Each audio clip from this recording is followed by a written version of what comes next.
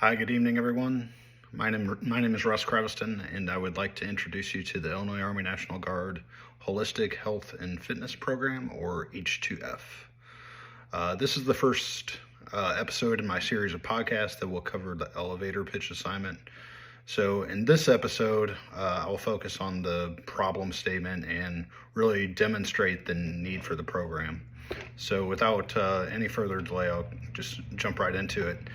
I'd like to start with providing some background. So H2F is a transformative initiative that represents a significant shift in how the Army approaches soldier readiness. H2F moves beyond simply physical fitness to encompass a whole person approach or whole soldier effort, recognizing the interconnectedness of the physical, mental, emotional, behavioral, and spiritual domains. So just kind of looking at the core principles of the program, H2F acknowledges that readiness isn't solely about physical prowess. It's really about optimizing soldiers' total well-being to enhance performance and resilience. Recognizing that soldiers have unique needs and goals, H2F is really about emphasizing a personalized program tailored towards individual assessment and objectives. The program focuses on proactively building resilience, preventing issues before they arise, rather than just solely reacting to problems. H2F utilizes scientifically validated methods, and the program in all 6 dimensions of strength aims to develop habits and behaviors that support long-term health and fitness, not just really short-term gains or goals. So let's kind of explore the 6 dimensions of strength to give a foundation. The first dimension is the physical dimension. This includes traditional fitness components like strength, endurance, mobility. It talks specifically to items about nutrition, sleep, injury prevention. The Army Fitness Test is a key component of that. That's how we measure soldier fitness across the formation, but it is, however, not the sole focus of the physical dimension. It's really about the triad of getting rest, nutrition, and proper physical fitness. The next dimension is the mental dimension, which focuses on cognitive skills like problem solving, decision making, and adaptability. This includes resilience training and stress management techniques to really get after, kind of the mental aspect and what soldiers can mentally prepare for during combat operations. The emotional dimension is next. This includes developing self-awareness, empathy, and the ability to manage emotions effectively. As you can imagine, this is an important aspect for soldiers to ensure that they can deal with all the emotional distress that they experience over the course of being a soldier. Next is the behavioral dimension. This dimension is about promoting positive behaviors and habits related to health, safety, and ethical conduct. It includes risk mitigation and responsible decision making. Decision making, obviously, a key skill set for soldiers, so ensuring that soldiers are behaviorally sound and prepared to do so is a key component of this. The spiritual dimension is not just simply about religion, as it may imply, but about having a sense of purpose, values, and meaning in life. It helps soldiers connect to something larger than themselves. This enables soldiers to keep grounded throughout all aspects of their career as well. And finally, the social dimension really helps in building and maintaining strong relationships, fostering teamwork, and developing effective communication skills. Very critical for any soldier. Nobody is successful in their mission by themselves. It takes a team, and this really gets after that aspect of it. So just to kind of provide some operational relevance, H2F is directly linked to improving unit readiness and mission success. Soldiers who are physically and mentally fit are better equipped to handle the demands of training and combat. It reduces injuries and it maintains morale. has a whole lot of benefits. So the program really aims to create more resilient and adaptable force, and in part a force that's capable of overcoming adversity, which we're sure to experience. So as far as the needs for a program, active duty soldiers undergo comprehensive assessments across all the 6 of these dimensions to identify strengths and areas for improvement. Units in the active component of the Army are staffed and trained with trained H2F professionals who provide guidance, develop programs, and monitor soldier progress throughout their career and assignments. Military treatment facilities on active duty installations are equipped with primary care physicians that play a crucial role in integrating H2F into routine medical care and providing personalized health recommendations. The National Guard, however, is a little different. The National Guard is geographically dispersed. Soldiers serve in various locations and hold various civilian occupations in addition to their traditional guardsman role, and they also have varying levels and access to resources as well.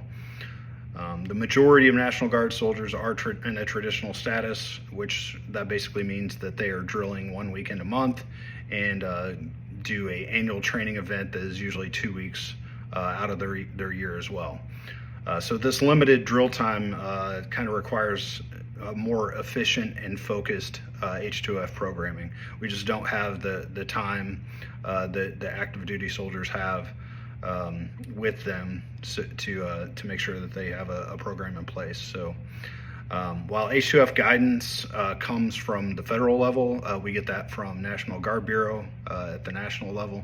But implementation is largely a responsibility of each state or state adjutant general and their respective commands. So this leads to a lot of variation in program funding and planning and execution across the 54 states and territories. H2F needs to be relevant and applicable for soldiers' civilian lives and recognize the aspect of their civilian experiences on their medical readiness as well. The National Guard has a need to really increase the number of H2F specialists, but this standardization does not exist from state to state currently. And it's really a shame because it's essential that our National Guard soldiers receive the same level of support as their active duty counterparts. They receive the same opportunities and treatment, and we are honestly a long way away from developing and implementing H2F programs at the unit level within the National Guard force. So our soldiers really require those annual assessments across all 6 dimensions to identify individual needs and track progress over time as well. I believe that I can offer a program that incorporates H2F focused activities into drill weekends to include resiliency training, things like nutrition education, physical training, which is critical, and resiliency activities. I would leverage virtual platforms to deliver H2F content.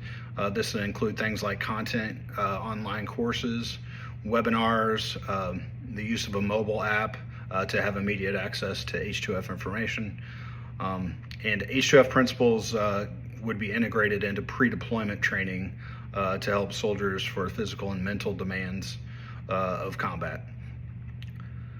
In doing so, I could provide in-person events to mobilizing units, which currently that is not a program that's offered to the National Guard, and definitely a need. National Guard units are unique, that they require H2F initiatives that are tailored towards the specific needs of their soldiers and their communities. Like I said, there's a traditional guardsman lifestyle that is lived, and for many of our soldiers, their active service within the National Guard is really a part-time job. So they have full-time careers, they have demands, families, etc. throughout their lives. So in order to make this a focus, they really need a program that's tailored towards ensuring that it fits into the lifestyle as well. As far as the holistic level of as far as the National Guard is concerned. Maintaining consistent H2F programming across all states and units is really an ongoing challenge. Ensuring adequate funding to personnel to support H2F is critical. Collecting and analyzing data on H2F program effectiveness is essential for continuous improvement as well. And securing strong support from National Guard leaders at the state level and collectively across all 54 states and territories is also a definitive need for successful implementation as well. That's something that I think with my military experience I can help foster and help to provide. And in conclusion, really the H2F program is a comprehensive approach to soldier readiness, and it does go well beyond physical fitness and to address the whole soldier concept. By focusing on the interconnectedness of all of the 6 domains, H2F aims to optimize overall soldier performance and well-being, and ultimately lead to improved unit readiness and mission success. I'm really excited to get into this program and really standardize that so that it can be a plug-and-play program across all 54 states. I obviously live in Illinois, and that's where I would start. But what I intend to do is to build a program that bridges the gap between the current state of readiness and the needs for the future of the organization, the Illinois Army National Guard specifically, but the Army National Guard as an entity. So that's the background and the real focus on the problem statement and need for my elevator pitch. I really appreciate your time and attention, and I hope that you all have a good evening. Thank you.